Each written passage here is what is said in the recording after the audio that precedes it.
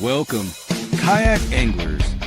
You are tuning into the Paddle and Fin Podcast Network, kayak fishing's best network of shows with great hosts covering all things kayak fishing, bringing you special guests covering topics such as shore fishing, river trips, gear reviews, angler profiles, tournament news, and more. Sit back, relax. Let's do this.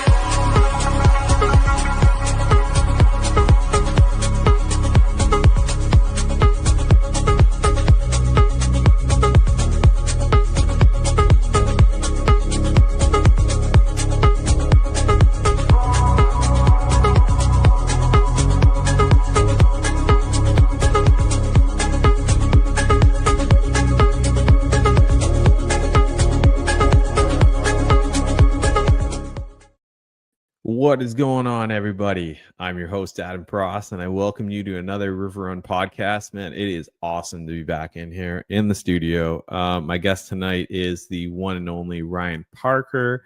But before we dive into having him come on the show, this is gonna be great. Ryan was one of the guests on the Down the Scuffer Hole, which was a new series that we've come out with.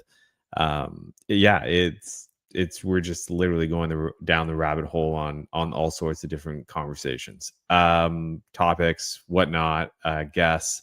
So no, that was cool. It was a long one. I won't lie. Like, I didn't expect it to go that long, but hey, you can't stop a good conversation. And for anybody that's into car camping, if you haven't checked it out already, go check it out. Go check out obviously the YouTube channel is the River Run Podcast. Always First and foremost, go check out Paddle and Fin's YouTube channel. You can also check us out on Facebook, Instagram, both Paddle and Fin, both River Run Podcast. You can also check out my guest tonight. He is on Instagram also. You probably know him. You probably heard of him, Mr. Ryan Parker. He is quite a phenomenal tournament angler in the Kayak series. Especially in the Kayak Adventure Series. Before we bring him on, though, just a couple things I want to dive into. Don't forget, Dubro Fishing offers all of our listeners an awesome save 10 at checkout. You know the listener code. The listener code is, if you're listening, is RRUN10. That's all capitals. Check it out. Use it at checkout. Go get yourself a Do More utility cup. It is, I'm telling you, it'll be like the best thing you've added to your kayak, boat, car, whatever, canoe for all you, pontoons, whatever you guys need. Dubro's got tons of stuff for you.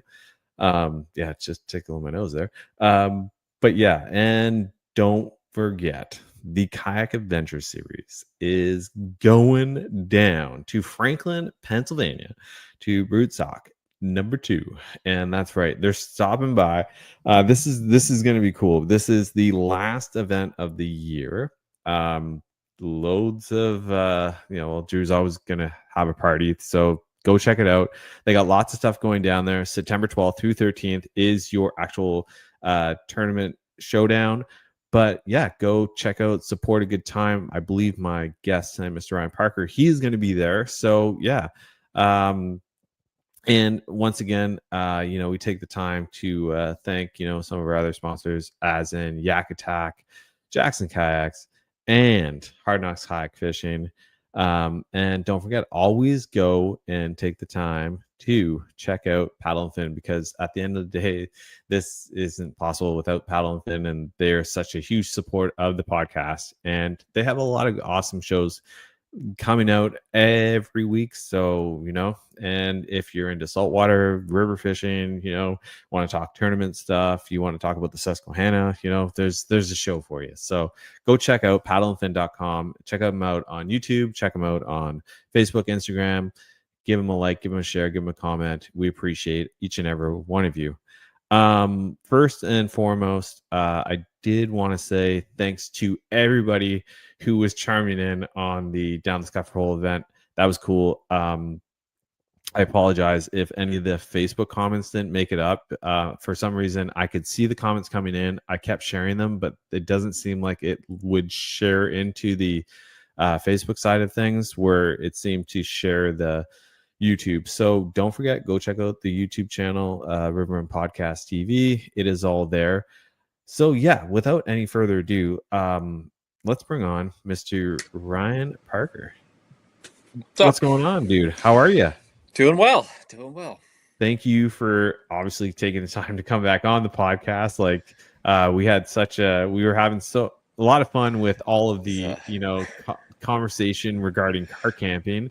And that was a hard one to leave. Like I had the other podcasts I had to get onto, and I was like, man, I want to stick around, keep talking. Oh, dude, I didn't even, at one point I almost had to, like, I was like looking at the time, I'm like, wow, like we're still going strong, and and I feel like there could almost be a part 2. So but yeah, no, that's the whole point of it. It's just people come on, and what do we all like to do when we're not fishing is talk fishing or talk some sort of relation to fishing. Yeah, I have since built like my own little privacy shower that I can mount to the side of my roof rack, like since that conversation with Jeff and Jameson and Jay. So I went further down the scupper hole on my own end. See it, and that's what I mean. Like, the whole idea was, we're not just sharing our experiences and what we do. We know what works for us, but it's, we're all going to walk away with something. And you could tell too, like, you could hear Jeff, with, all that he has. And then you hear Jameson talking about what he has. And then you look at, Jay, myself, and you, I guarantee everybody, and who knew that, and awesome that Steve Baker was able to, charm in on that also. Yeah, like, that's he's super handy. He's got a cool setup, and I'm like, when the budget allows, I definitely like to do that. Like I'll be at Broodstock this weekend, and I'm like fully in on dispersed camping for basically Wednesday through Sunday. So we're gonna see how it goes with the batteries and how I've got everything set up. So it's a little bit of a test, and I don't know why I've chosen a tournament to test this all out, but do you find that this might be like, again, like, just adds to that pressure, like, I need to perform as good as everything else that's gonna come into play that day?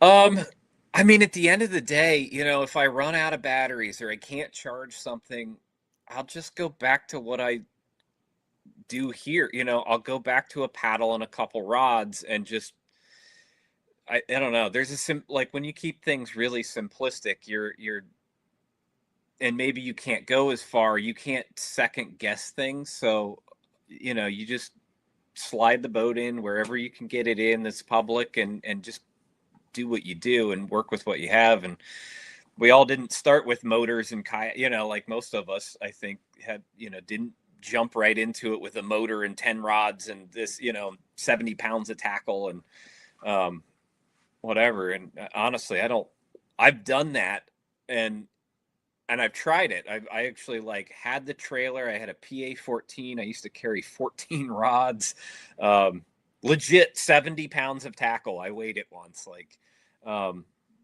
and after a while I was like, man, this is like just my garage of fishing gear at this point. Like, I'm only using the same, 4 things all the time. Why don't I just get rid of all this stuff? Because now I have to, with the trailer, I'm kind of locked into boat ramps, and parking is an issue and stuff like that. And I took a year off of tournaments, kind of right after my son was born, and I just went back to like just doing. I didn't even take the motor then a lot. I would just go. I I'm went just back to the paddle, 2 rods, and a pocket. Like a couple baits, just tossed in the cup holder. 2 packs of plastics, and I had one of the most phenomenal river years I think I've ever. I've had in a long time, at least in Central Ohio, and I think I reminded myself how effective just keeping things simple can be. 100%.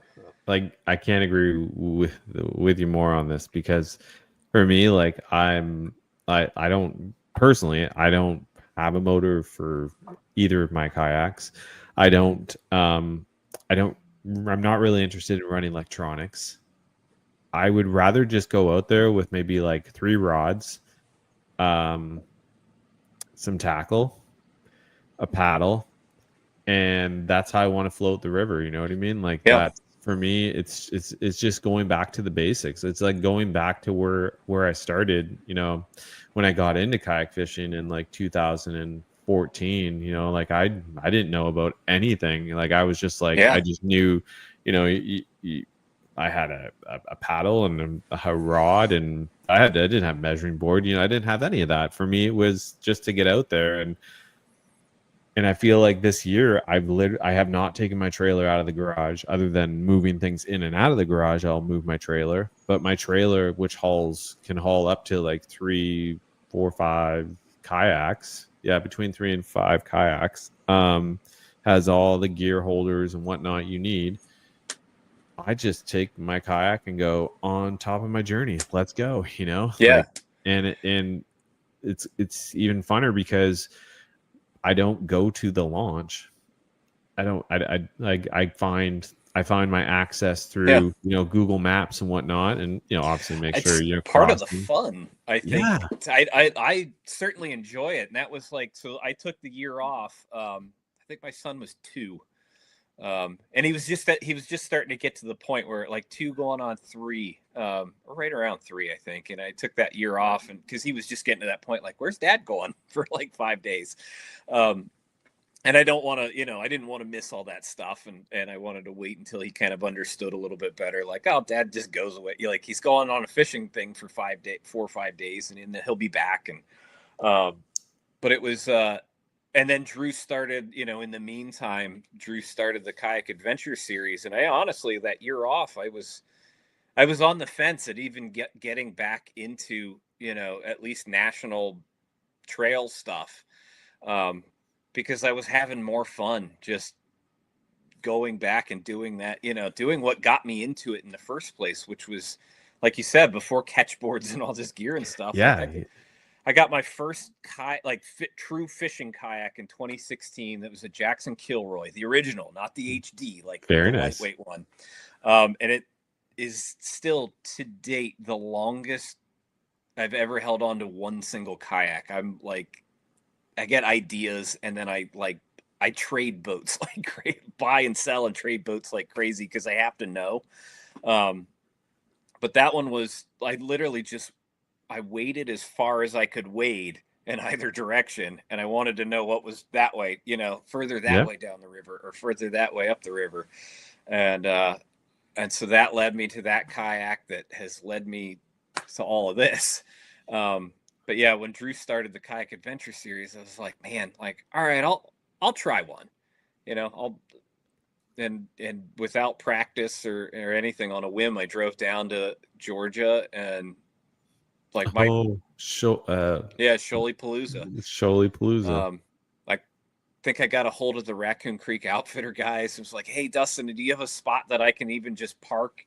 Like, I have 0 plans. I didn't think I was coming down here, and I got the green light, so I'm driving 9 hours tomorrow. I'll be there just in time for check-in, and I'm just going to figure it out. I've never fished these rivers. I've never caught a shoal bass before, and back to the basics. Yeah, and Google Earth's a great tool, but it was I fell in love with it, like that specific trail series, the adventure of it, the fun of it. And as last year kind of progressed, like I realized, like I was like, this is one, he's created something special. I think it's brought a lot of that community back that I was kind of missing from like some of the local trail stuff. And obviously we had, the pandemic years that we just couldn't do Yeah. that stuff. But man, it just never came back. And that was part of the whole thing that I really I enjoyed the most was the community aspects of it. I think that's probably been for me what I've noticed about like all of the Kayak Adventure Series events, and in its second season year, what you see from the videos, from the pictures, when you've spoken to the people who've been there, they all say the same thing. It's just like these are my people. This comes together as more of a community aspect than it's a it's tournament aspect. I'm sure there are people there that are very engaged to what they, but it seems to be most of the people are there to just for the camaraderie, to be and celebrate the sport, and just to kind of all go back to what brought you there. And it's I think there is still a high level of competition and competitiveness, but it's at the end of everything, you don't just get the top 10 in a hotel conference room. It's a to-do with everyone, and we're all kind of sharing our experiences with others and stuff like that. But like there's people that I met last year that I've just continued having conversations with through winter, all through this year. And, I root them on as much as I hope they're cheering me on sometimes too. I mean, of course I want to beat those guys. But at the same time, I'm excited when, some of my new buddies that I've met through this, do well.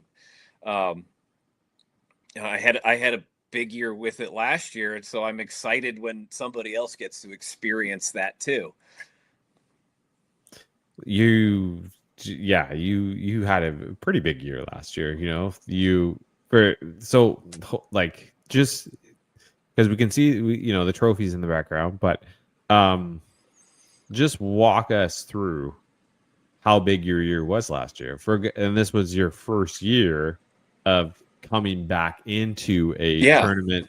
So you went from kind of getting back to the basics, just kind of going out there, and then you decide I want to give this Kayak Adventure Series a try. And how does that unfold for you?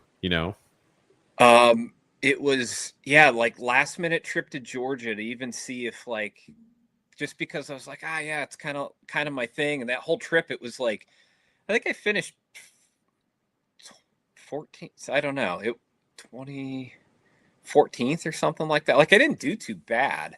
I beat Steve Kennedy, and I'll remember that. I was like, oh, cool. Like, I beat Steve Kennedy by by a quarter or half an inch, but I was like, still, I beat an Elite Series angler. There you go. Cool. And I've never been here. He lives down there. I think he fished the, is it the Chattahoochee? I think was one of the rivers. That's like his backyard river.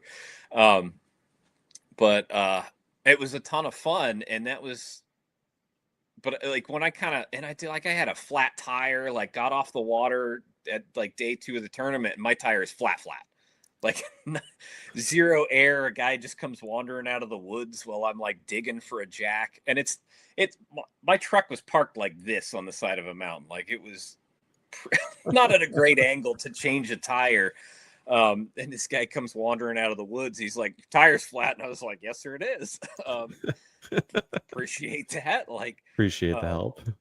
He happened to have a, pump and stuff like that. But and that's kind of my whole, the whole down the scupper hole thing is like, it's all been built off of the experiences of last year.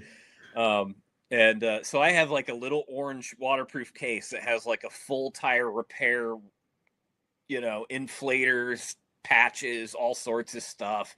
Because I had just picked up a huge hunk of metal at some point. But yeah, we were able to get that thing inflated enough that I was able to race back to the Airbnb before I had to, before it went flat again.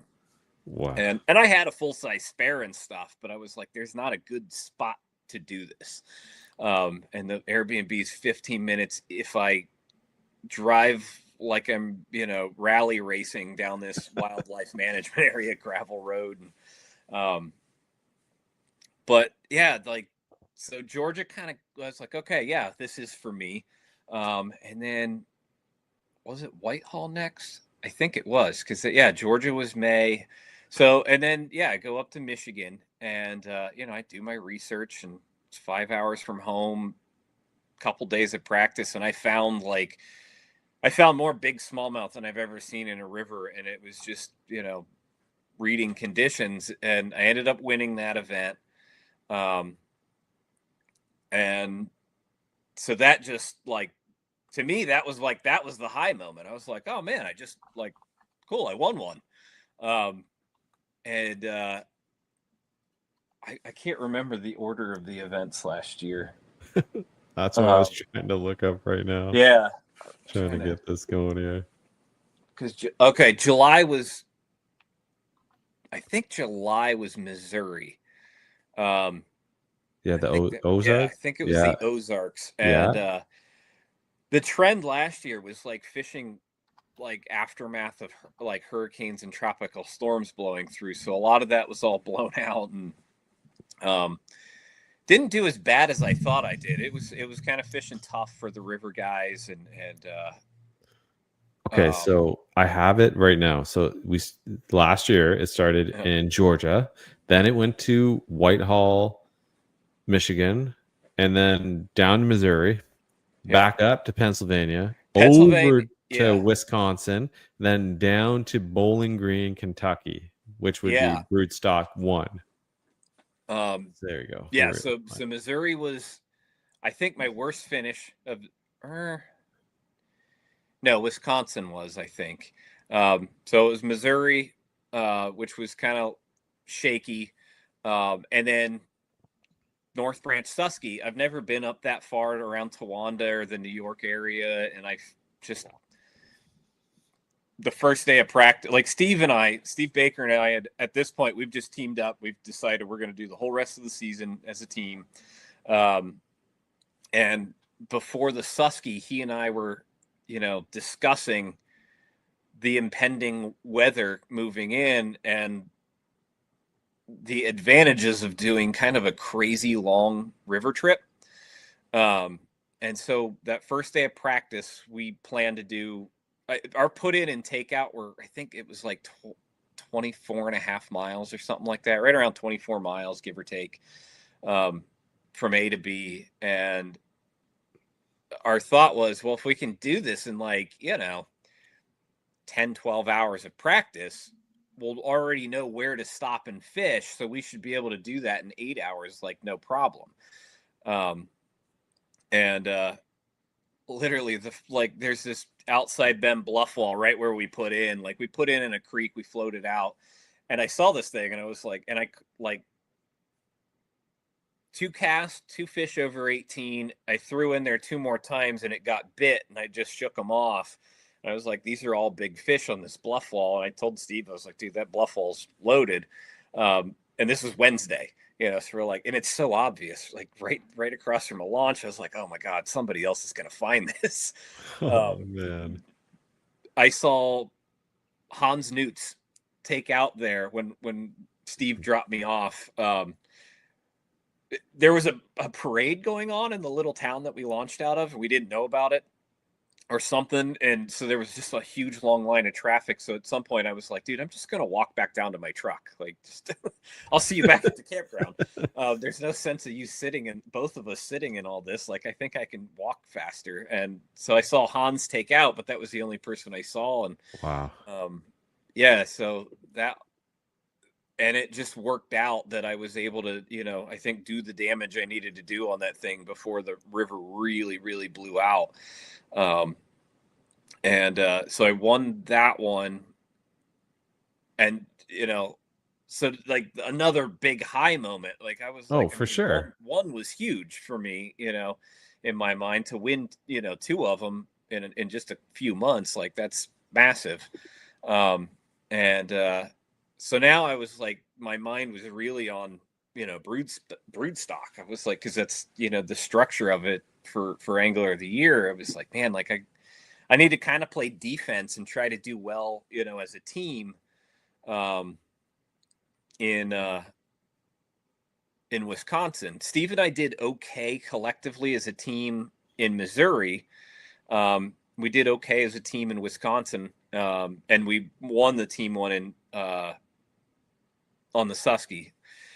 So and the one on the Susky, that was like right in the mix of tropical depression.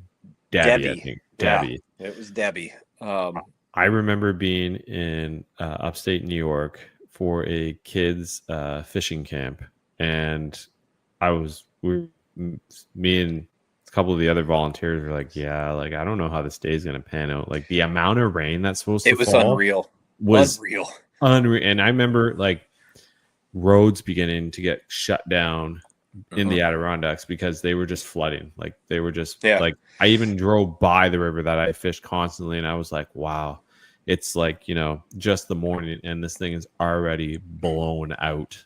Steve and I had finished our 24-mile float, which when he dropped pins the whole way, and he figured out, like, just through Google Earth breadcrumbs, that we did 30, I think it was like 34.5 miles or something like that. Ooh. Like of all the zigzagging and running back up island chains and stuff. So 34.5 miles between A and B. And we finished a little more than 2 hours early, and my truck was in like 2 feet of water, like 1.5 feet, 2 feet of water already. Wow. It was starting to creep in the cab a little bit. Like I'm lucky it started up the first shot. And we thought we parked it high enough for, what was projected, but what we didn't take account for was this. I mean, and it wasn't a creek coming in; it was a ditch. Like it was maybe 4 feet across. Wow, maybe 4 feet across this little ditch, and it was like an 8-foot wave of whitewater spewing out of the end of it, backflowing the entire area. But I remember talking with Dustin Hoy and Robert Weicker, and they were like, dude, we could hear boulders moving out of the creeks coming in, like in all the whitewater. And I think the river rose like 6 feet while we were on it, and it ultimately crested it was like 13 feet in 24 hours or something like that. It was like, if it wasn't such a wide river, I would have felt like I would have been pretty unnerved by that. But I mean, and there were, like, at some point, like there were trees just floating by us, full trees, root ball, the whole thing just going down the river. But it's so wide that you don't really feel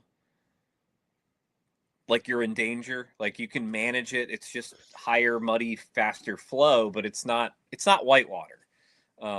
So, and especially having the motor that's a big advantage to that. Well, I was just going to ask that. Like having a motor would probably be a huge advantage, because at least you'd be able to, if you had something coming your way, you could technically get out of the way. Get out of the way fast. And if you needed to, turn around, where if you're paddling, or even with the pedal drive, there's a few guys that did, just like Mark Bradford paddled the whole time.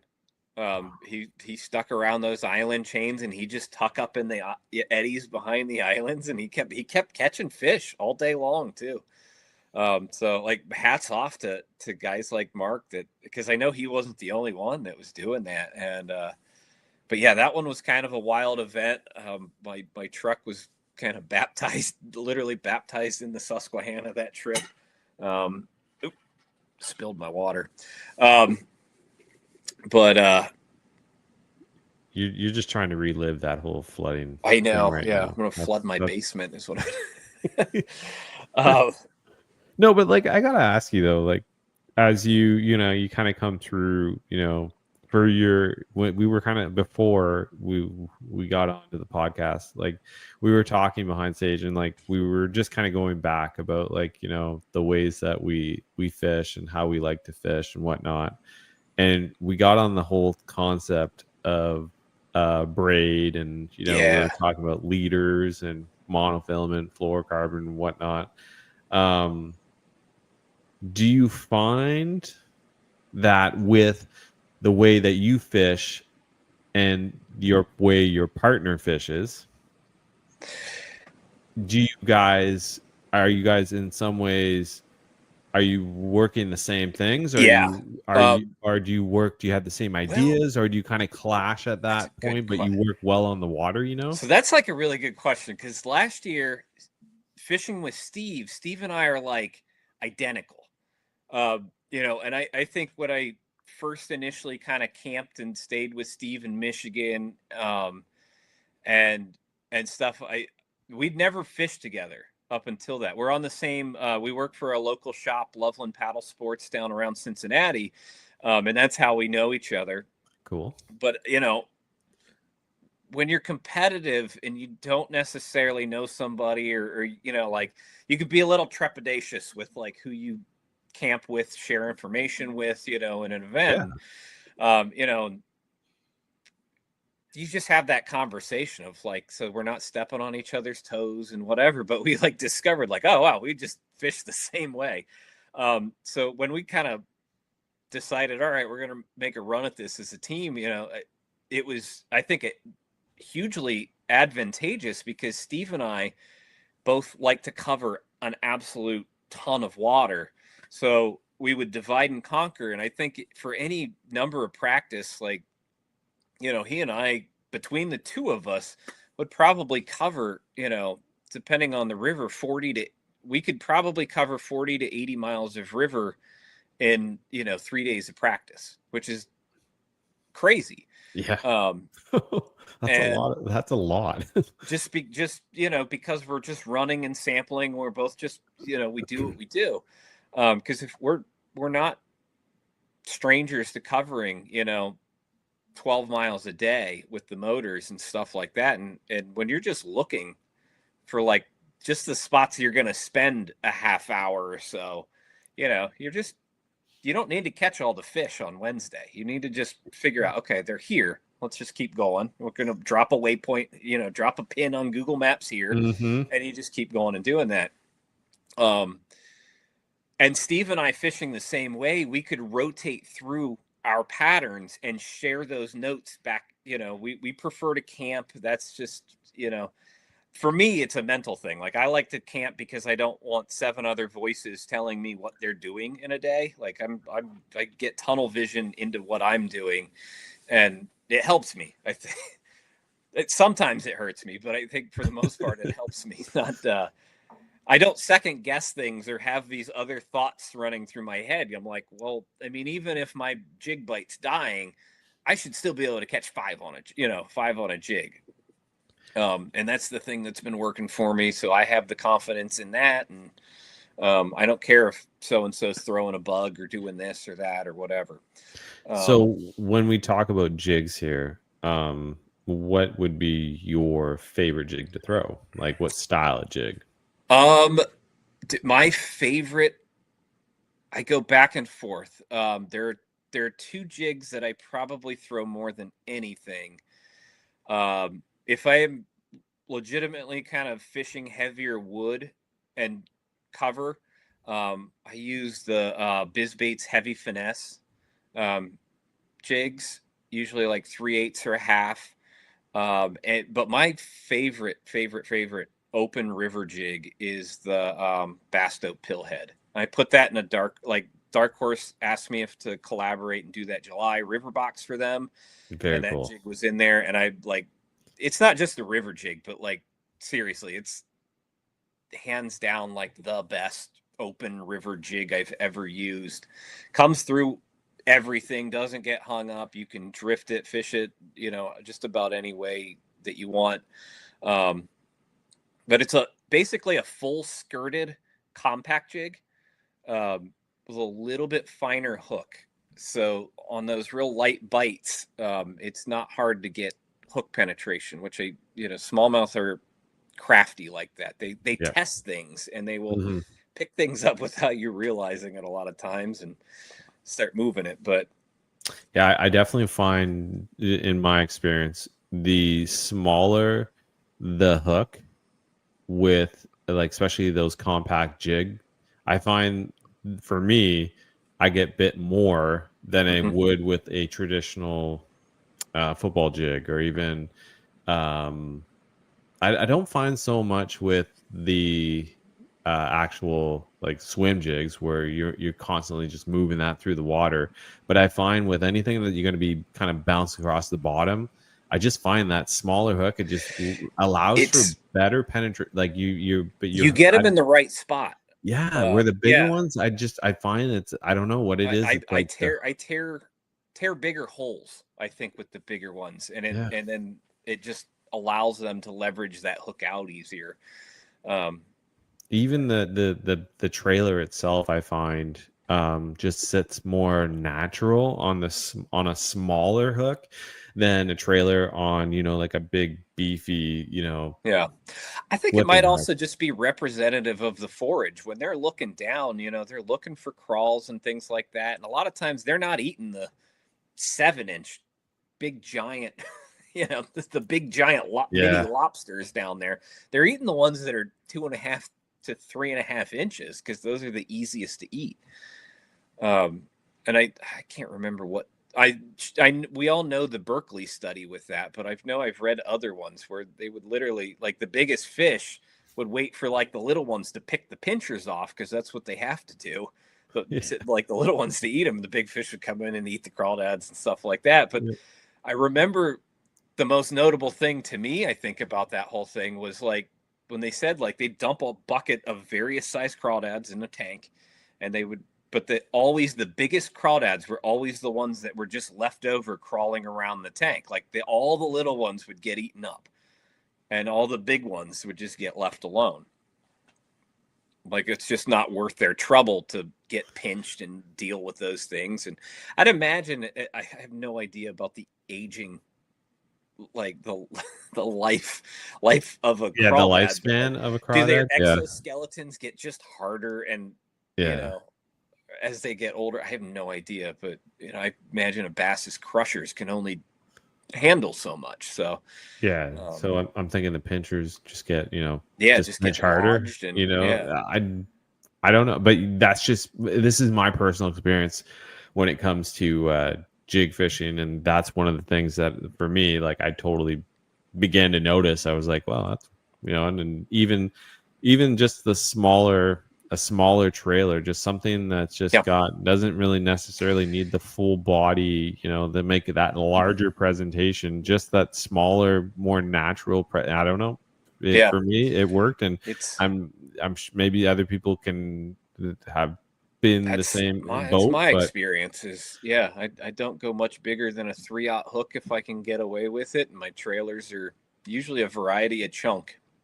The now appendages give me action if I need it, and on a swim jig, I remember you talking about I go a different angle with that. you go a whole different angle with that, and I think this is kind of neat. Well, we're just talking about jigs, and because jig fishing is fun, and this is cool because for me, I prefer, and this is just my personal opinion, I prefer a bigger trailer. I want something that gives more thump. I want something, and to me, the size of the hook doesn't really pertain for me. Like when I'm choosing swim jigs, it's more the weight and the trailer that I'm going to go for versus, do I want something that's more, has that smaller profile? I want something that displaces more water, Yeah, because I can fish it, and you can fish it all sorts of different ways. But yeah, so I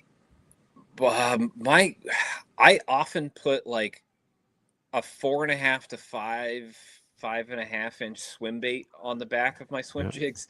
yeah, I'm throwing a 1/2 ounce more times than not. Even even in like a foot of water, I'll yep, throw the 1/2 ounce, and it's the reaction strike thing. Like I'm presenting a big meal to a specific place, and I'm asking that fish to eat it right now. yeah, Um, I fish these things on like 8-to-1, 9-to-1 gear ratio reels. Like I'm moving them really fast, and it's like if nothing eats it, because I'm really placing this in really pinpoint places a lot of times, and it displaces a lot of water, but it doesn't have a lot of commotion, if that makes sense. Okay. Like it's Yeah, not a I like it's that not a approach. not a chatterbait, not a Nope. spinnerbait. It's not big, flashy, bulky. I mean, it is bulky, It is. but it's especially when you get into that real shallow water and stuff. This is the bite that I had up in Minnesota this year. I was literally fishing the bank trenches. That was like you'd have that gravel bar that's like 4 inches deep, but it would drop into that 10-inch trough with an undercut bank.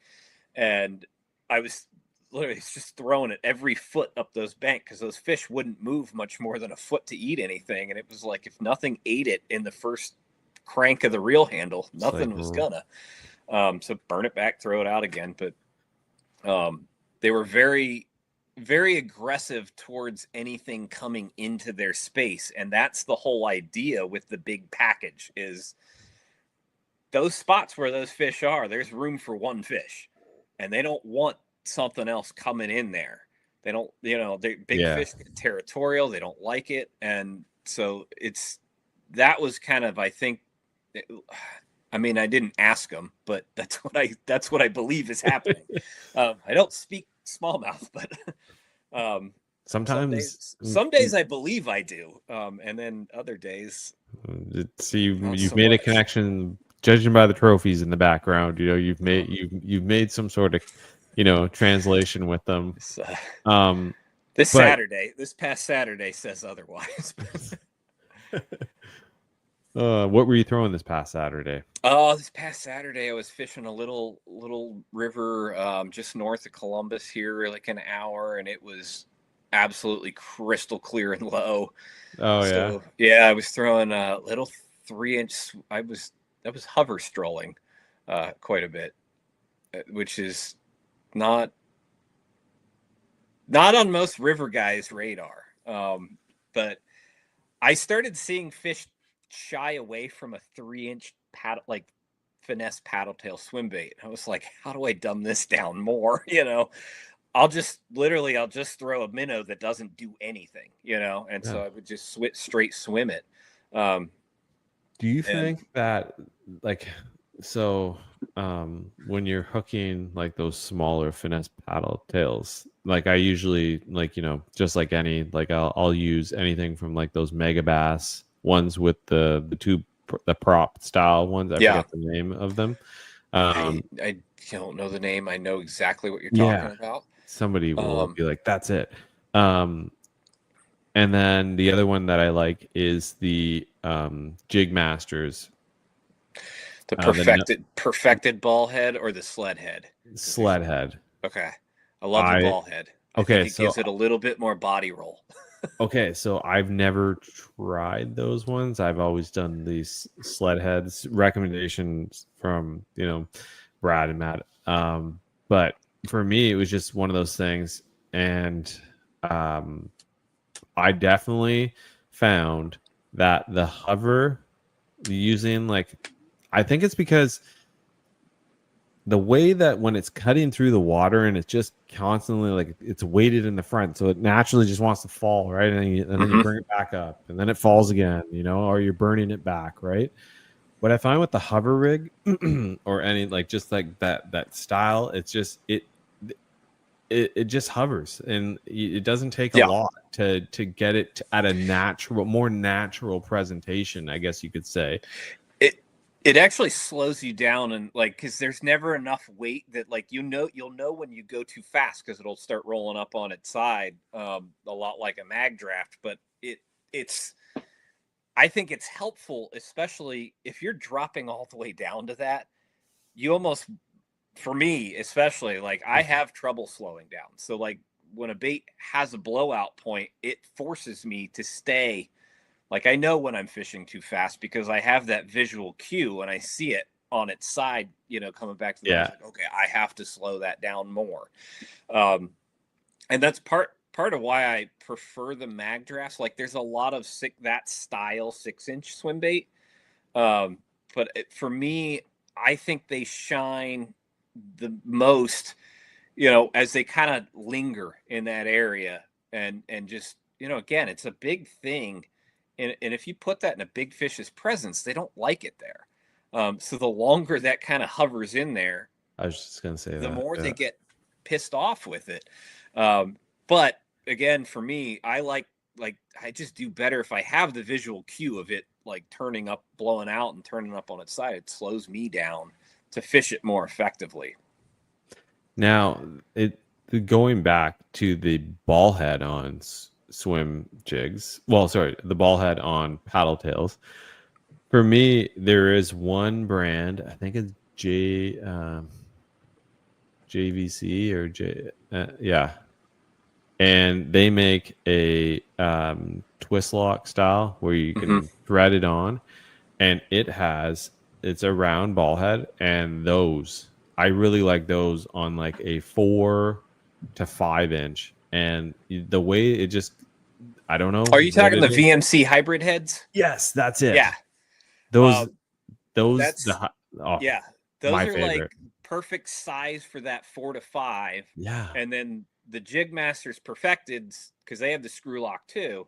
Okay. I think they're a 2/0 hook on all of those, and they're perfect for that like 2 3/4 to like 3.5, 4-inch size. Oh, okay. So my preferred finesse swim baits are HH Customs Guppy if I'm going like real small, slender body. Yeah. It's a 3-inch swim bait, or the big Joshies, both the 2 3/4 I like the and Joshies. 3 1/4. That's I put that out there. It's been in Ohio and this area of the country for a long time, and not a lot of it doesn't ever feel like it's caught on elsewhere. Well, it caught on to me because I did order some probably about like 2 years ago, I think, and I'll be honest with you, I've caught everything from pike to walleye to bass, largemouth and smallmouth. I had like a 36-inch muskie hit one the other day. I was using the Dirty Money. Dirty Money, I think it's called. It's kind of that green pumpkin coppery top with the chartreuse belly. Yeah. And walleye in the river, love it. Just love it. That is one of my like stained water go-to smallie colors. I also used it in a lake, Charleston Lake, not last year but the year before, and it was another one that I threw in the morning, and I was just kind of swimming it real nice and slow, and once again, smallmouth, love that color. Like, but there's loads of different swim baits and paddle tails for anybody's preference. You know, we could probably go down the scuffer hole on paddle tails for sure. But I would say the one thing that I really liked about the Big Joshies was the packaging. Yeah. And I don't know if like packaging is huge for you, but when I look at baits and I'm like, quality packaging to me is like it's not it's an extension. To me, it's an extension of the craftsmanship, especially the small bait, right? Like, yes, you've taken all this time and care to make this thing. You know, you're just gonna jam it in a bag and grab a handful, pot it in a bag. Some of them are fine that way, like those HH Customs. The guppies they have such a thin tail that it doesn't matter because they can't get kinked in a way. Like they're too small. But I like how those they like fit. I don't know if this was by design at all, but they like fit perfectly in the like the width of the slots in a Plano box too. So you can like leave them in their packaging and just stack them on top of each other and keep them from getting crushed. Which if you do swim bait fish of any degree with soft baits, like you know that keeping those tails straight is kind of important. For me, there's nothing worse when you get a package of paddle tails and you're like, oh, I can't wait. There's only one that I can use because all the other ones are on disability right now. Mm-hmm. And I always say you can boil them and soften them and do the thing. And I'm like, these guys they're all gimped. They're all gimp tails, you know, like, and you just paid. You know, then you got to take your own time to either way, you know. Yeah. But what I wanted to ask you when you were just talking about planos, and this is for me, I generally, when I go down the river, and I did a quick video about this. I showed people like what's in my tackle box, and so for me, I don't really have a tackle box. It's the crate that I take with me, but I use two 3600s, and I have a third 3600 that is nothing but terminal tackle, a little bit of this, that, and whatever. But I literally labeled one single hook presentation, the other one is treble hooks, and for me, it's quick and easy. I am not far off of that. I have two 3600 size boxes. One is labeled clean water. The other is labeled dirty water. And I have a little double-sided thing. It's like that does not translate in my mind. That's okay. That is approximately 5x7. Yeah, like a 5 by Yeah, I have like a 5x7.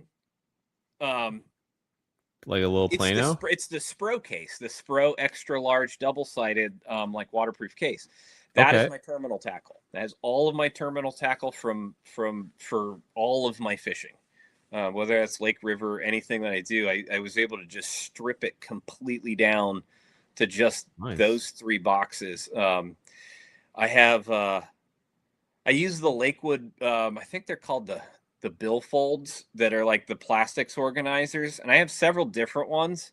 And I open that and I say like, okay, like this is what I like. I might take the whole thing in like practice for a tournament, but once I kind of figure it out, I have on the side of my black pack, I run the 13x13 black pack because it forces me to not take too much stuff. Yeah.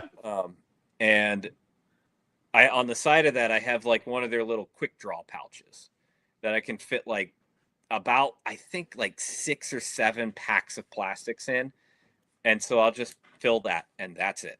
And I'll just replenish that. I have we didn't get into like my full rig when we went down the scupper hole, but I have 2 rifle cases mounted on bed racks, and one of them is my full camp kitchen on one side and other camping gear. The other side is like tackle. It's my tackle shop, my mobile tackle shop. So like all my favorite plastics. I don't have 10,000 different kinds of plastics that I love. I have like a dozen that I really like. And there's a lot more of those dozen in that box, along with extra terminal and things like that. Cause I don't need to take a 14-pound terminal box out with me when I know that I'm never going to go through more than like 2 of anything, in a given day, usually, especially fishing the straight braid. Like you don't just break stuff off on 30-pound braid. Okay. So we were before all this, we were talking about, line, and I was sharing my part where I'm like, I've really gone back, is that I've gone to this point in my life where, we were talking about circling back to where it all began. And the one thing I circled back on this year is just using straight braid, and straight braid for me. And I've played around with all sorts of different colors like we had spoken about. And to me, I don't really understand why was I so focused on having to run all of these other lines when really you're throwing a reaction. If you're working a reaction, for finesse for sure, I'll run a leader on finesse stuff, but mainly spinning.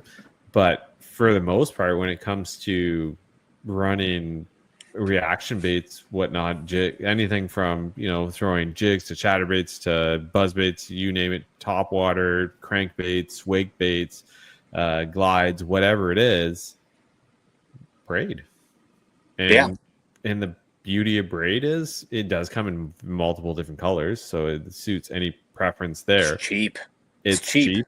It'll outlast your all your fluorocarbon and mono and whatnot. And at the end of the day, I do find too, if you do run into the issue, and I run into this issue, is that on the odd time, we all get a little reel blow up, and you're kind of got to sit there for a moment and begin to pull quickly. I find with fluorocarbon or any other line, as you're beginning to pull and you're trying to get it to go out, all of a sudden you start to notice that it's starting to get a little wavy, and you're if you like, get oh kinks in it and man, stuff, like, that's a weak point in that line now. And yeah. And braid, you have to so, just be worried about burning it. So I yeah, usually I'll just put some water on the spool to kind of help with that as I kind of pick it out. But I think it picks out way easier. it totally does. And And you can actually save the line. You don't have to sit there and be yeah, like, oh, okay, like where else do I have it? Do I have a nick anywhere further that I've, right. missed? And I find, you begin to sit there and most people are cautious. So they're, continuously checking, but that takes a lot of time. I find that you spend a lot more time going through your line, making sure it's okay, Yeah. than you are worried about where you're putting that lure or what you're actually there to do, which is you're trying to catch fish, not worry. And those Oh, fish, like we talked about this earlier, but those fish know the line's there anyway. Whether it's like absolutely invisible, yeah, 2 pound fluoro, like spider web, they yeah, know it's there. Their lateral line's sensitive enough, so it's not like you're really fooling them that much. Like there's certainly days that anything that looks slightly out of place might put them off, but leave it there just a little bit longer and they're usually just gonna eat it. yeah. Because Yeah. I've found that too, where I'm like, I may be using the same style retrieve I used the last time, and then I'm noticing something's off here. And for instance, just like this wake bait that I was throwing, I was just burning it the one time, going, and they were just hammering it. And then what I noticed when I went back that other time and I kept doing the same thing, they wasn't. So I would begin and then I would just kill it. And Yeah. then the moment did like 1, 2, 3, if there was something, it would slam it. And it was just wanted to follow it. And then it would like, okay, what are you going to do now? You're going to try and get away? And then boom, kick it up again. And then it was just the fish would hit it. And it just, for me, it's just that simple change. Really, the line was still flying, like. Yeah, especially river fish. Like there's a lot of things coming down through that current. Like the line is just another thing coming down through current. And I don't, I think we give bass in general just a lot of credit. At the bottom line, survival is the most important thing to them, and they can't survive if they don't eat. If you're not getting bit, you might need to change your presentation or how you're presenting it, because you might just not be appealing to their appetite of what they're really feeding on or really keyed in on that day. But for the most part, I think if you just cover enough water, like high probability water too, like it's Okay. at some Yeah. point, like you got to quit watching how to fish, like learning how to fish. I usually say like watching, because we all do this on YouTube for the most Yeah. part. Well, what are we gonna do Anymore. when we get home from work? And before we go to bed, we're gonna sit there and there's some new video that's come out, or I think instead of learning how to fish or watching how to fish videos, learn about the fish's habitat and behavior, and focus far more on location than presentation and things like that. Like if I take, for instance, like when I just practice for a tournament, like one of my just go-to baits, I'll rotate through like a jackhammer, a white chatterbait, and usually like a 7-inch jerk shad or like some other big, like just skittering fast presentation. And it doesn't matter where I'm at or where I'm fishing. I'll take one of those three things, and I always go white. I don't know why, just white will get bit around bass. And I will just go, like, put the motor on like 2.5 mile, run about 2.5 miles an hour, and I just throw as much as I can at the most likely looking stuff until I get bit. And it's not that fish are eating shad in some of these places. It's just that they're competitively feeding, or I found an area with multiple fish and I've sparked that, competitive drive to, outlast the next fish.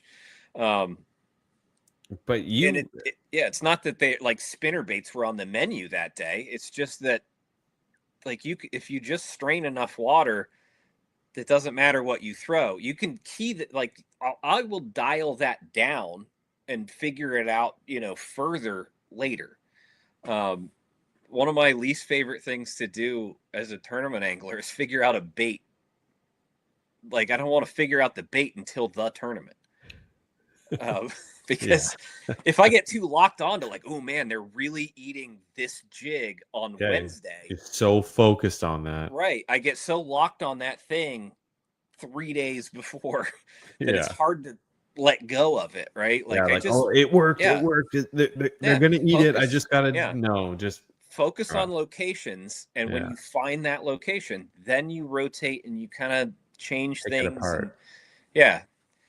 I had said something to you too that I had heard on a podcast, and it was from Drew Gregory. And Drew Gregory, who's phenomenal tournament angler, he had mentioned when you talk about reaction bites, when you really think about this, at the end of the day, the way he put it was, if I had the water bottle in my hand and I threw it at you, your reaction would be to catch it, because if not, you're going to get hit by the water bottle, right? Right. And when you think about the way that you're bringing this idea, just go out and fish. Well, go out there and fish, and that's you're just constantly casting at your spots when you're trying to, let's say, eliminate water or whatnot. You're using those points, and what are you doing? It's a reaction. So like you're going to put something there, you're going to bring it back. There's either going to be something that's going to hit it really quick, or it's usually, it's on to the next thing. And me, it was like, well, and like I even when I go out on the river, and like I'm not a tournament angler by any means, but when I go out on the river, like I use that very same approach, like how I begin to eliminate water as I'm either wading or even in the kayak. Even though this year I felt like the times I've been out, I've spent more time in my taxi, just getting to the spot I need to. And then from there, it's literally like, wade for, solid 80% of the time. You like Jeff Little has the best term for it. Like once you kind of figure out what piece of cover structure they're kind of utilizing that day. I love his term, the progression of aggression. That's when you start working on that. Like, is it just power all day long, or do I need to slow swim something? Or is it more of a bottom presentation? What's going to get those bigger bites? Because they're often using those same features all throughout the river, but then you just work on that progression of aggression. I love that term. It's like the best way to put it. Like, start at the top, because like power fish the heck out of them, because if they're just eating that, great. And I remember that too. Way down. Just the way that like Jeff brought that in that, I forget what video. Recently he's been all over it. Like with this, like he's put out those few on like low clear water, which so he's been. If you don't want to dig for the origin video, we'll say the progression aggression, these last couple that he's put out are all very geared towards the progression of aggression. And I want to say there was one video where I want to say it's with Alex Rudd and Drew Gregory, and he goes out there and he's like, he's talking like, because you're always learning something from Jeff. Like Jeff doesn't just teach us one thing; he teaches us many things. And it was just he was like, the progression is to go out there with the noisiest bait first, and begin to dial. And it was just so interesting, that when you look at the idea of this, that it's really easy. So you're just going to go out and you're going to throw the biggest and loudest thing. And then you're going to work down from that. Brings you back to what? You're fishing. You're not thinking about what, you're not thinking about you're just fishing. Like you're out there fishing. And the quickest way, reaction bait is definitely it. But for me, it's just one of those things. It was like a light bulb. Like, that makes a lot of sense. Like, you you're going to. And yeah, so it's interesting that you bring up the kind of those Jeff points. It's one of the, like, at some point that there's a fish where you think there is a fish, and if they're not eating the big loud topwater or the chatterbait or like, sit there for a second and work through some stuff, because if you for us river guys, we know, like, there is a fish right there. I don't know if it's 12 inches or if it's 20, but there is one right there, and I know it. So I will sit there if I'm just struggling and I just haven't, it's just not working. I'll sit there for a second on that really, really, really high percentage spot, and I'll cycle a few things, and I'll figure, okay, that's the thing that'll get them to go.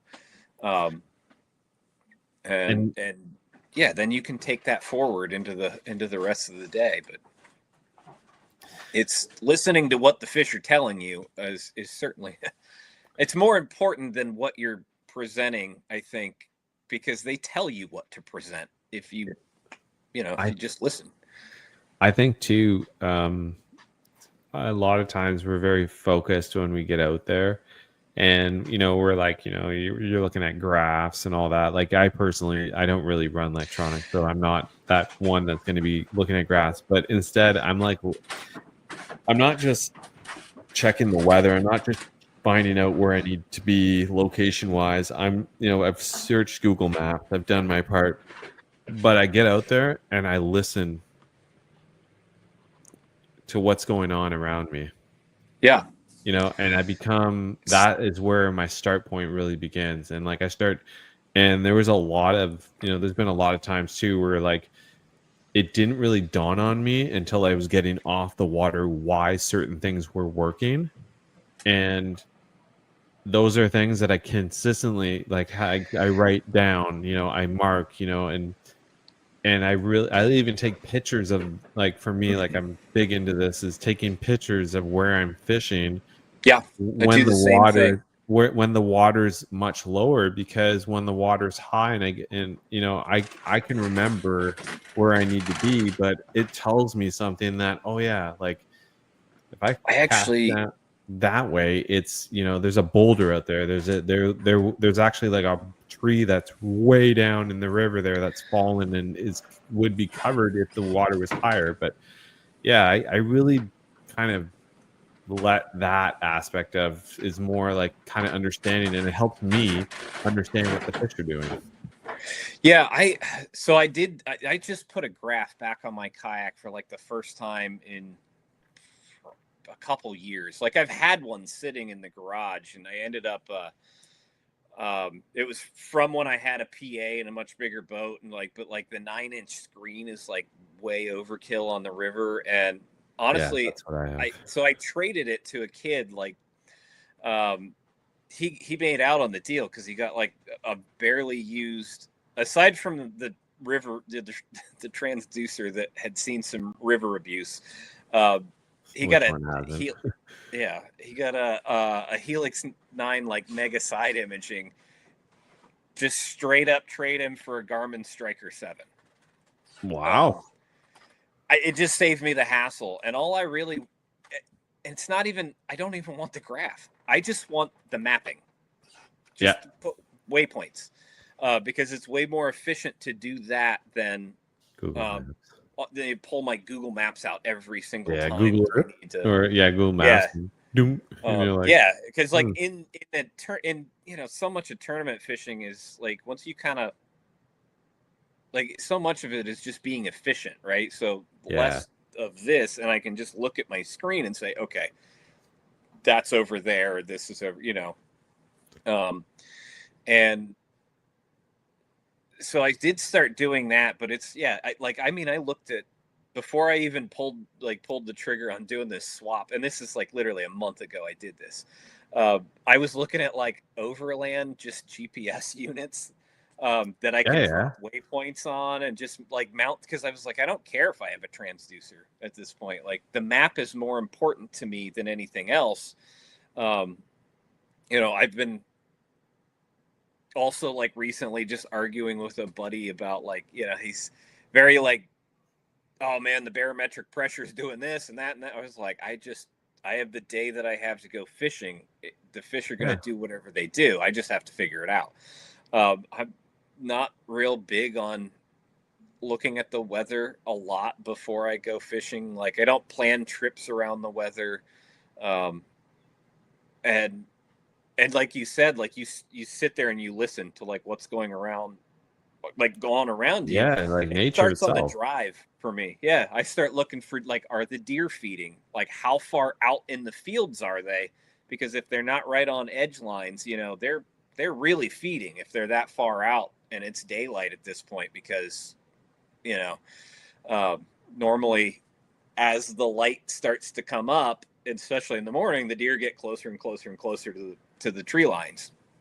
That's at least around here, but it's stuff I notice, and I listen for the birds. Birds are a big indicator of it too. Like, are they feeding? Because if they're feeding, usually everything else is. Yeah, there's like, nature kind of has a way of letting you know it's going on. You don't need to drag Ned worms today, you know, or you need to throw that dirty little worm. But it's I can't remember where I was going with that now. that's yeah.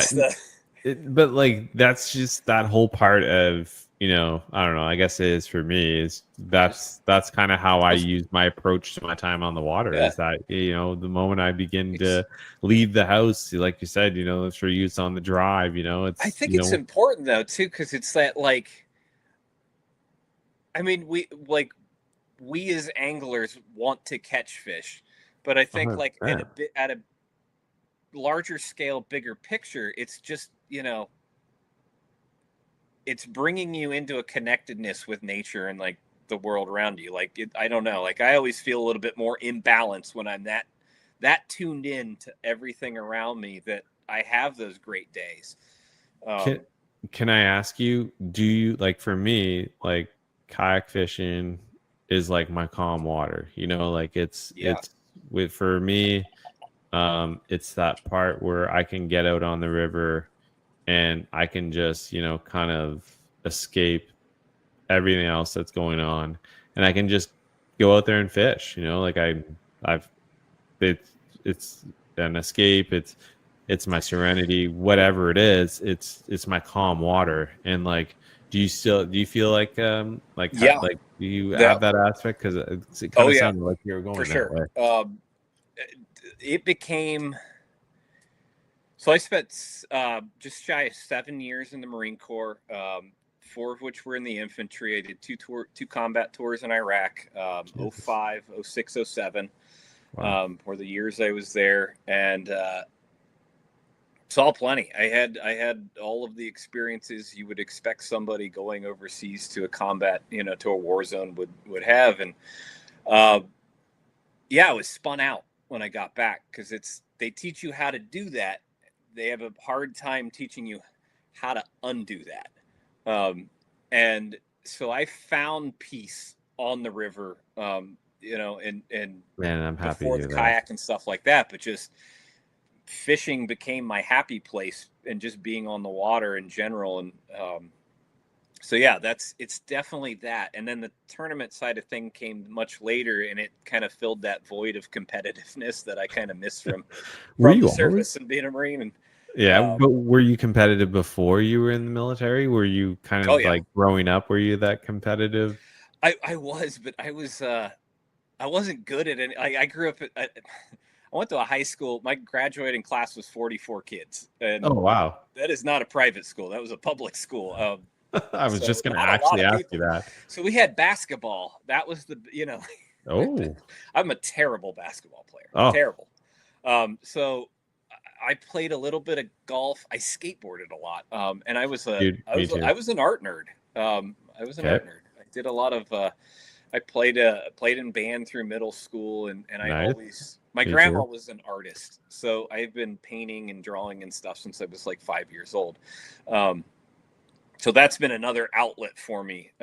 It's like, that's super cool though, because a lot of people like nowadays can't really like to be arts. Like my daughter is huge into art. Like she's Yeah. very, and when I was a kid, I loved to draw.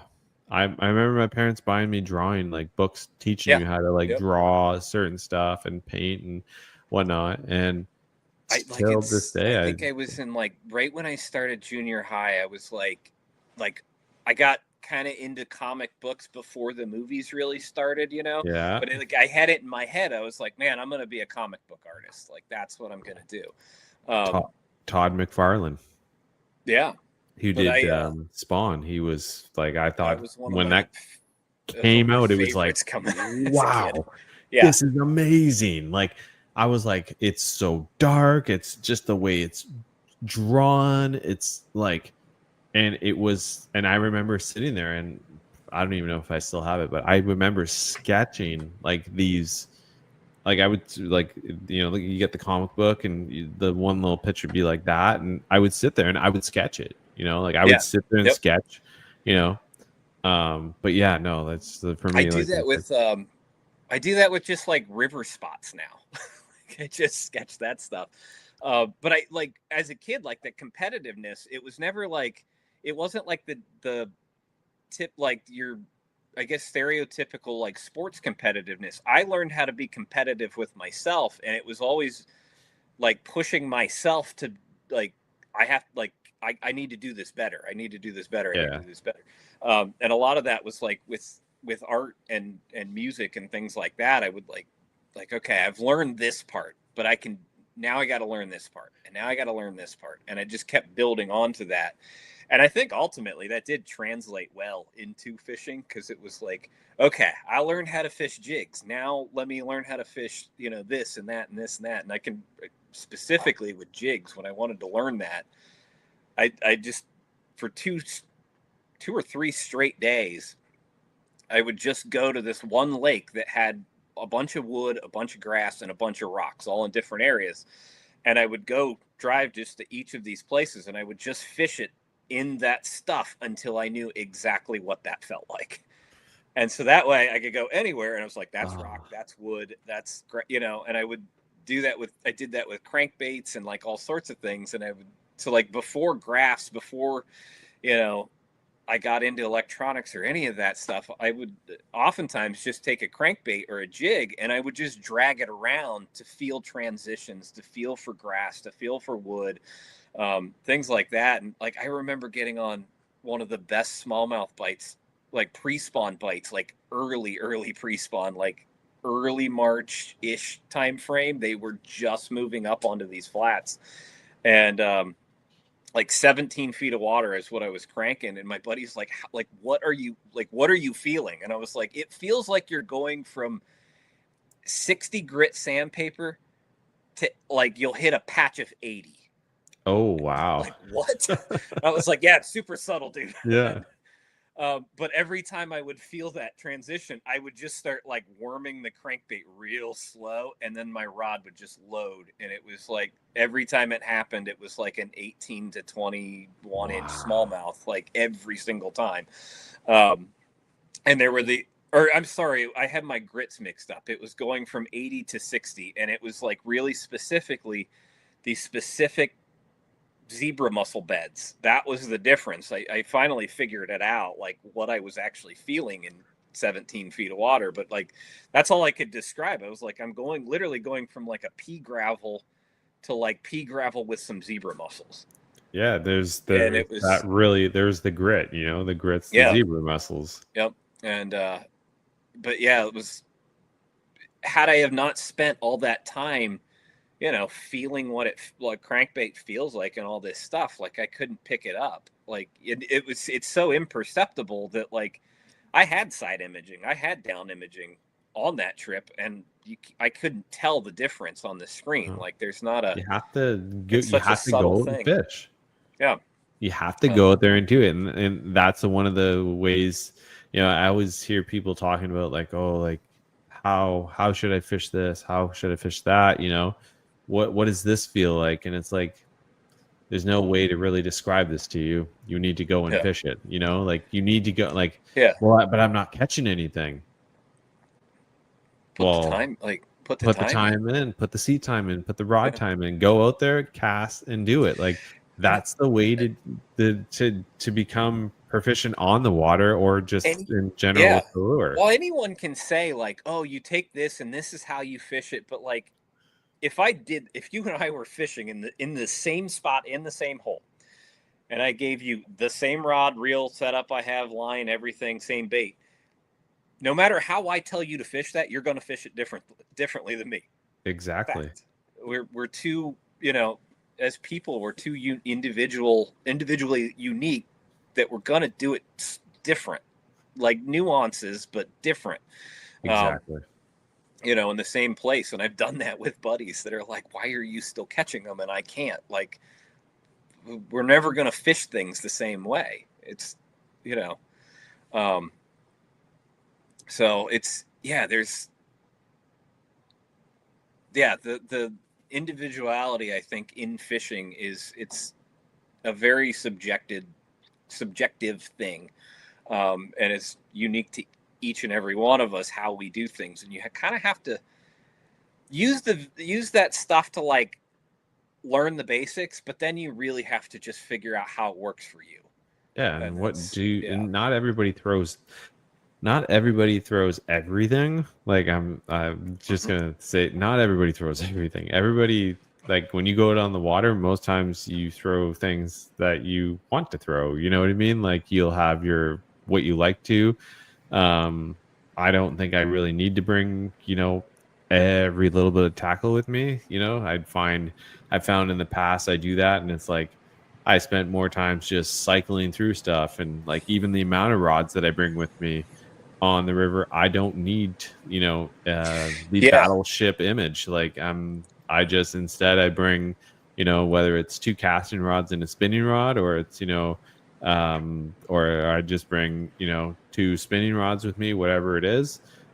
And that's what I go with, and yeah, to me, four is my max. If anyone listening is familiar with Jake Hepner, he helps Drew run the Kayak Adventure Series. He's got a whole YouTube channel, but look up his video on his 4-rod system if you're struggling to downsize. Yeah, that's one where he talked about like the crate size he brings, the Bass Mafia bag, and then he talks about the 4 rods. His 4-rod system. It's like, he kind of has that top water, bottom, middle of the column, and then his 4th rod is his specialty rod. Specialty rod, yeah. Yeah. And I've really kind of adopted Jake's system with that, and I think it's remember really that good video. way to it's a real, if you struggle with downsizing, or maybe you just want to max out at 4 rods or something like that, like what do I get? Well, I think that's a good spot to start, because you don't need an arsenal of rods. Oh God, no. If you want to, that's fine. There's nothing wrong with that. There's nothing wrong with that. It's your time on the water should be spent the way that you like it. But yeah, for me, no. Like I'm very, like, I think I can only fit. I'm hard on stuff. You have to ask yourself these things too. Rods, like, do you want a bunch of $600 rods, or like me? I'm hard on stuff. I'm like $150 max. So I can attest to this. So I in the end, I got rid of a lot of my higher end stuff, rods, reels, and I've fished them all, like everything from the NRX series for G Loomis down to Mega Bass, Levantes, up to the Orochi series, the JDM stuff. And I'm going to be completely honest with you, and I'm not trying to at all start any arguments with anybody when I say this, but this is my own personal opinion. I don't honestly understand the difference, because I fish now with these. I fish, like I think I have a couple $150 combo with a couple lower end reels, and I enjoy it just as much as I did before. You know what I mean? Yeah. having that high end expensive stuff, that, don't get me wrong, the sensitivity on some of those rods is unreal. And like they do fit the ballpark of, you know, high end rods. But I go out there now and I think I went back to using, you know, because that's what I had to use, you know, my lower end lose specials, and those 100 and, I think probably the most expensive one is like $150 rod, and that's what I use, you know. Yeah. And for me, and it's true because I am rough on my stuff. Like when I'm like, and I, after I got into my accident and I ended up breaking like 3G Loomis rods, um, yeah, you know, like I'm rough on my stuff either way. Like I take care of my stuff, but when I'm out there on the river, yeah, like, you know, like It happens. you know, rods end up in the water. You pull, and Yep. most of the time when I'm pulling my kayak through the bush, you know, it's like I'm going, and then all of a sudden it's like, oh, I hear something. I'm like, oh god, and there's that rod, and it's like, you know, it's hooked onto the Boat over. tree, And and he's it's like, yeah. you know, you Yeah. you got a big log, and like, I don't know, like I Yeah. went back to the basics, like very basic combos this year, even with my son, you know, like we really just share our stuff, you know, like it's, Yeah. he got his setup and I got, but then most times he's like, Dad, can I use this one? Sure, go ahead, you know. And he's, you know, 12, he uses a bait caster, but yeah, no, like I don't know, I kind of felt like in either way, like I still get out there on the water, I still fish, I still have fun. And you know, I'm not in, I don't know, I guess it's true, I'm not like, oh man, like, ooh, you know, like, oh, something's hit, Well, ooh, the rod tip, ooh, yeah. you know, it's Well, like, there's also a different feeling. Like if you break $100 rod halfway through a river trip, you're like, that's pretty easy to shrug off. If you break a $600 rod, yeah, you're like, you dwell on it all day long, you yeah. know, and it kind of stinks the trip, man. Um, And like for me, I'll always pack an extra reel. yeah. So I'll have an extra. So if I have like a cast, if I'm throwing casting gear, I'll always have an extra bait caster on board. Why? Just in case something happens. And I had it happen this year where I had, and this is no word of a lie, I have had this lose American Hero bait caster. Oh my god, I probably have had it Dude. since I got into fishing. So this would have been like back in 2010, 11. Yeah, it would have been probably about 2011. And this year, it has finally got to the point where like it finally gave out on me. I I have an old Lose Laser MG that is, I think it was like $70 when I got it, and I can't kill it. It's still alive today. Um, And I bought that yep. used. So I was the same way. Like I got this used, and it finally, I don't know, it's like it just won't, like the thumb bar won't. It won't come back up. Like it's like I made a cast and it was, and I was like, I couldn't, and the line just blew. Anyways, all I did, take that, put the other one on, okay, done. And it was like, you have yourself, you can just get right back to what you're throwing. You didn't your trip wasn't ruined. But man, I'm telling you, like I've had that, and it just goes to show you, like, I don't know, maybe they make them the same way they do, but I will say that thing has lasted me for years, you know, and it was one of my favorite reels. Like it really was, like, but if you look at it, its price point is well under $100. It's I get, I mean, I don't throw anything too crazy reel wise. Like I'm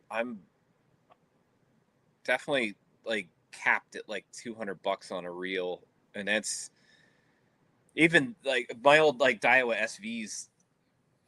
It's just my favorite skipping reel, and that's partly the brake system, and I don't mind paying for that because, again, when I'm talking efficiency, it's like, well, that's 10, 10 times less backlashes throughout the day, especially if I'm skipping everything. And then I throw, just dealing with current, everything is like 8-1 and higher for the most part. So I've really taken a liking to the Cast King Mega Jaws, because they make that 9-1. And Oh, yeah. yeah. And I have a Cast King Mega. It's like a 200 size reel. Yeah. Is that it? Is it red? No. Well, I guess so. They come in different colors, I think, based on the gear ratio. So the red ones are 9-1, and yeah. There's a black. Yeah, there's a black. Yeah, I think so. I think the to look like it has shark teeth on the front. I want to say it does. That one there is the one that I have. I think it's the is it Megatron? Megatron, yeah. Yeah. Okay. The Cast King Megatron 200, and that's the one that I use for my bigger bait presentations. Yeah. And yeah, no, that, yeah, and it was a reel that I picked up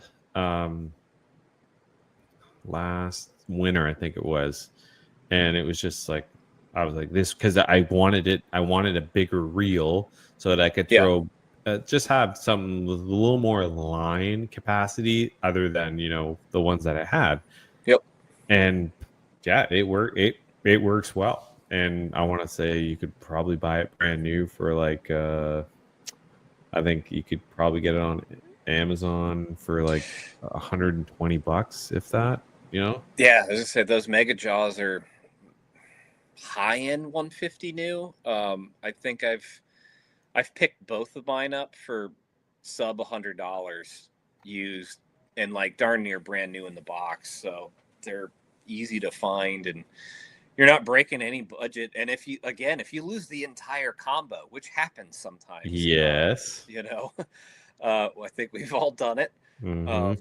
I hit a run where I lost like 3 rods and 3 trips, like whole combos just gone for just dumb reasons. And that really put me in that mood of like, you know what, if I'm just going to do this all the time, maybe I'll quit buying really expensive stuff. And I'll be honest with you, I was kind of like, it's like, yeah, like, like any, like you can go down that good old rabbit hole of really expensive gear and whatnot, and that's fine, but it is very easy to become overwhelmed. Yeah.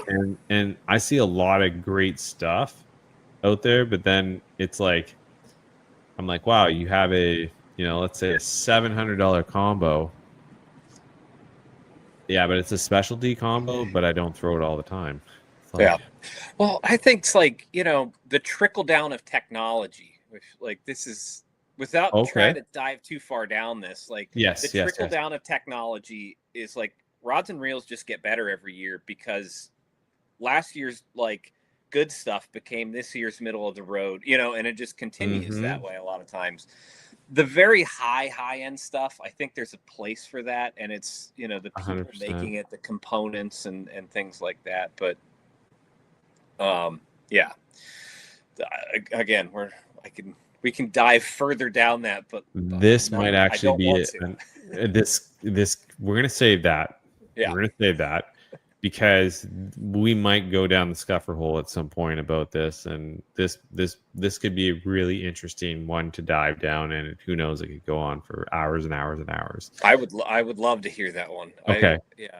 Okay. So my vote is for yes. Go down the scupper hole on that. All right. So I love ideas for this down the scupper hole from anybody who's watching or listening. But I did want to say one thing is when you left, because you had to step out from down the scupper hole, and you had to go and join the Dark Horse live that you do every Thursday. So And for the folks that don't know what Dark Horse is, just give them a little run through. But your lives are great, so like I just wanted to chat with you about that. Thank you. Dark Horse Tackle is they are a very big pusher of the small bait makers. A lot of American made stuff. We would have Canadian made stuff if it weren't for the international shipping. One day, I think they would love to get there, because there's like, I have gotten Dark Horse boxes in the past, and I think they are loaded with some pretty cool stuff. And you can go all different ways with it. I think it was this would have been like probably like they a couple do years a really good job at tracking down some really unique stuff. And finding bait makers who are really pushing the envelope of innovation, long before it really becomes, much more known. Or, I mean, we all know how the industry works. Like, eventually if it does really well, somebody takes that and mass produces it. And that's fine. That's just how it works. But, if you ask me, I think the true innovation, as far as baits are concerned and lure making and stuff, it happens at that small mom and pop shop level, because they can afford to take the risk, because they're not trying to appease everyone.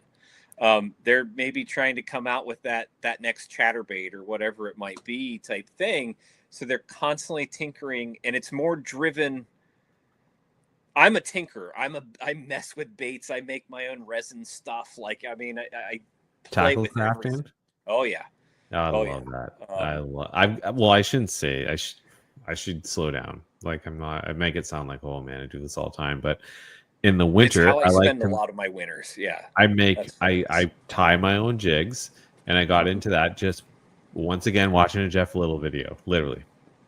And then I was talking with Russ Snyder's, and we were talking about, like, he's talking about paints and whatnot, and I was like, oh, actually, like I'm like that guy that, like, if I don't have any more white or black, when it comes to, let's say, like top water, or like just like some more just plain Jane colors, I'm like, spray can guy, here I go. You know what I mean? Like, and I know that's probably like, people are like, oh, I don't know if you can do that, but like, yeah, that's what I do. Yeah. And I played around with different stuff there too. And spinner baits, I always keep old spinner baits, and I'll take, that don't have a skirt on it, or like I'll switch blades. Yeah. I'll paint. I have a box. I have a box of more spinnerbait parts than I do actual spinnerbaits, because I just swap parts out on them all the time until the wire busts or whatever. And but yeah, I've talked tackle craft with Russ and Jeff. It kind of stems from my like fly fishing. I used to tie all my own flies and do that stuff. Such an art, dude. Like, that's where I was actually gonna ask you about the whole art thing, because I find, like, when you were talking about doing art as a kid, and and then you kind of go to now, and it's something that you're passionate about, and you can see it, and you're like, yeah, okay, boom, like I can actually. Yeah, I could actually, like. Yeah, like I'm looking up over here because I wanted to see if it was like actually in like arm's reach, but like, yeah, like I've been messing around with like some like shiner glides that are much more thin, and there's a whole process, and I'm getting close on these things, but like paint jobs, clear coats, everything, or but I carved that from wood originally, made a mold, did the whole resin thing. But this goes into like pouring plastics, and then like I have like certain hollow body frogs that I like, so I've pulled the legs out of them, and I've made a mold so that I can cast extra legs instead of spending $10 every time fish destroy the legs. See, there you go. Yeah, the budget angler. I like this. But I really do.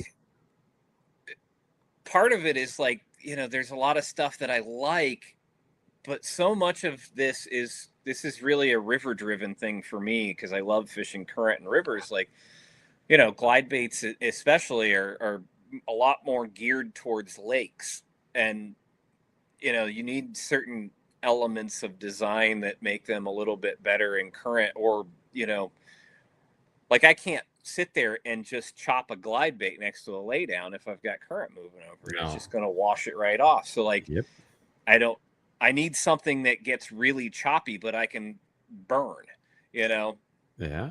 And so that's the goal with this is like, I want this to be at a point where it doesn't blow out burning it on a 9-to-1, which is a difficult thing. Like this is only 1.5 inches tall. Like it's a hard thing to accomplish with a bait when this is down a whole nother rabbit hole. The distance between your like center of buoyancy or like the height, your float basically, and your weight, the closer that is, the harder it is to get it to be balanced under that much speed. And this is why you do the Dark Horse lives every Thursday, because you are the guy to talk to about this stuff. Like you're like I don't want to say you're a mad scientist, but like this is the type of things that I think about when I'm going through bait selection, when I'm looking at how I need to present something. Like I really do kind of go down that rabbit hole of like, okay, like how, like, you know, when you think of like current, how's that going to react with it? How is my presentation going to be to how I present it and how I bring it back? You know, like how do I get it to go a little further down in the water column? You know, why does it sink so fast? Can I change that? You know, it's been fun. Like when I did that July box for Dark Horse, and there's a company called Mule Fishing, and they have well, the bluegrass bug is the bug that I put in there, but it's an elastomer, kind of elastec-y type material, so it's buoyant. It was designed by John Dalton of Creek Fishing Adventures, and I like over the winter I started playing with this because I have like a little tub that I'll fill with water, and I'll just rig things different ways that I want to like experiment with, you know, in the coming year. And I started sending him messages on Instagram or something, and I was like, have you fished this as a topwater? Like, tell me about this. What was your thought on the design? And so I started rigging this thing like a million different ways and sending it to him like, oh man, you can line through it on a size 8 dress treble, and it's phenomenal. It says just, you know, like butt down a little bit and like all sorts of stuff. I've actually found, the core tackle scamper rigs in those are pretty phenomenal. You can, So I was like shoving a nail in it, and you know, like I've done that, hooking it or nose hooking it, and it was like this slow sink. But you'd eventually, like the nail just flies out eventually, like very quickly, like more so than other plastics because it's so soft. And I figured out, the scamper rig with that, you know, the weight poured over the shank of the hook, it's accomplishing the same thing. Did you ever try when you were pushing the nails into soft plastics? Did you ever heat the nail up and then press it in? Whatever that's made out of, it melts a little too quick. Okay. So I would try like a little dab of super glue would hold it in a little longer, and like different stuff. Because I've done that where I'm like, I have a hard time where it's like, I'm like, I'll actually shove it in, and I'll just melt the end where I shoved it in. Okay. It just reseals the plastic a lot of times. That's another way that I like to just do it. That's an even better approach, because then the way I was doing it was like I'd heat it up and then I'd stick it in there, and then at least I knew like as it was like, you know, hot enough, it would like melt that plastic around it, and it would just kind of hold it in place. I have not tried. You may have to pre-rig them, but I know that like Z-Man's Elastec, if for like screw locks, we all know if we've ever tried a screw lock in Elastec, oh man, this just doesn't work. If you don't mind pre-rigging them, if you freeze them, there is like when they get a little bit harder, you can get a screw lock in there, but you have to leave it in because they'll soften right back up as they thaw. But if you throw them all in the freezer and pre-rig some with screw locks, you can do it that way. They screw right in. It would make sense because now you're just it's like putting a screw into wood when you think about it, because that thing's just like solid now instead of it being in its like very buoyancy. You know, it's resisting wanting to actually take that screw head. Fun. I don't remember exactly. I learned that from someone, and I wish that I could credit them with that information, but it was like when I learned that, I was like, oh my god, like I said, how have I never thought of that? And it's like, well, because you don't think about throwing your soft plastic baits in the freezer. That's just I'll be honest, I never thought of that not either. a normal Like, thing. dude, But like as soon as I heard it, I was like, that makes complete sense. Why, and like, that's yeah. what's going through my head right now. Is literally like that does make So complete yeah. sense. But Why yeah, didn't I think of that? you know, So I think the guys at Dark Horse find all these little companies and stuff, and there's some real yeah, gems of design. Like in it, you know, all right, yeah, it's advertised as a shaky head worm, but man, it's the little design features make them very unique in a long line of shaky head worms. Like, ooh, this one stands out, and yeah, that's my favorite part of the whole thing. Is like, I'll get the boxes, and I'm like, there's always one thing that just jumps right out at me. That yeah. like, oh, ooh, I like that, and then there's like another 3 or 4 things that I'll circle back around on like months later. And it's like, didn't I get that in a box? And I'd go out to the garage and I've got like stacks of these boxes now. I should start labeling them because I kind of remember what month they came in, but they're all out of order by that point. Like, Yeah, and it always comes with that card, and the card has like who's the featured person of the month. yeah, And so you did the river box. yeah. There's always some special collaboration boxes, a couple of those throughout Yeah. the year, and Now so then on Thursdays you do the Dark Horse Live, where you sit down with both Zach and Josh. I was gonna say Chris, Yep. but Josh. And like the two of them are rather hilarious individuals. I have to say. Like they're very entertaining. You can tell they've spent some time together. And, yeah, and I think they brought me in to inform some people, but also maybe be a little bit of glue that holds the. I was, and so you get on, you guys chat usually for like an hour, or like you. We shoot for an hour. It's almost always about an hour 20, just because we get into a topic and it's just tell me about it. Man. And it's easy to talk about stuff, and I see the time in the corner of this, but like it's easy when you get into it. It's just easy to talk about this stuff, and this is what people like to talk about. So why not keep the conversation going? So as we come to the end of our podcast, once again, I want to thank you for taking the time to come on a second time. First coming on the first time for the Down the Scuff Roll, and then the second time just because I wanted to sit down and chat with you. You definitely, it's really cool when you sit down with another river angler, and you guys are kind of like, you're like, oh yeah, I do that. No way, I do that too. Like I felt like this is one of those moments. But I do want to say, I do want to wish you all the best as you make your way to the final Kayak Adventure Series this weekend. At Broodstock. I know I'm going to be watching that leaderboard and just rooting you guys on. But for the folks at home who don't know, where can they find you? I'll let you. The where I'm the most active and where you're getting most of my current information and just following along with my experiences in my adventure is Instagram. That's Parker Fishing 1242. And that's really the best place to follow along. As time allows, I'd like to get into YouTube a little bit more, but for now, that's a commitment. Instagram it is. No, like I said, dude, I just want to say thank you very much for stopping on by the podcast.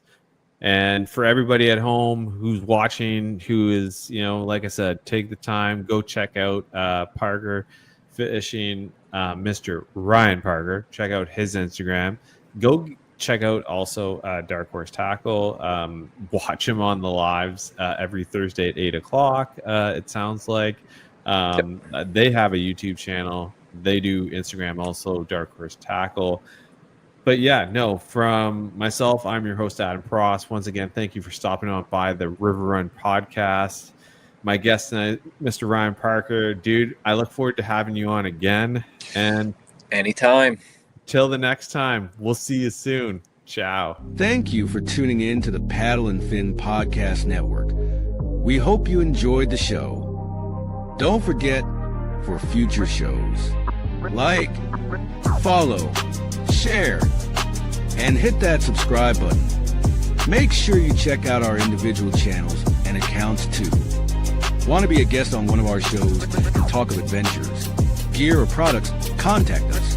Thank you for watching The Noob Show with Matt Gibson, Chasing the Tide, Dustin Nichols, The Rusty Hook with John Rapp, The River Run with Adam Frasr Pross, May Contain Fishing with Daniel Woodcock, Chasing the 20s with Carlisle Esterly and Sean Lavery, Friday Night Bites with Brian Schiller. Thanks for tuning into the Paddle and Fin Network. Subscribe and always wear your PFD.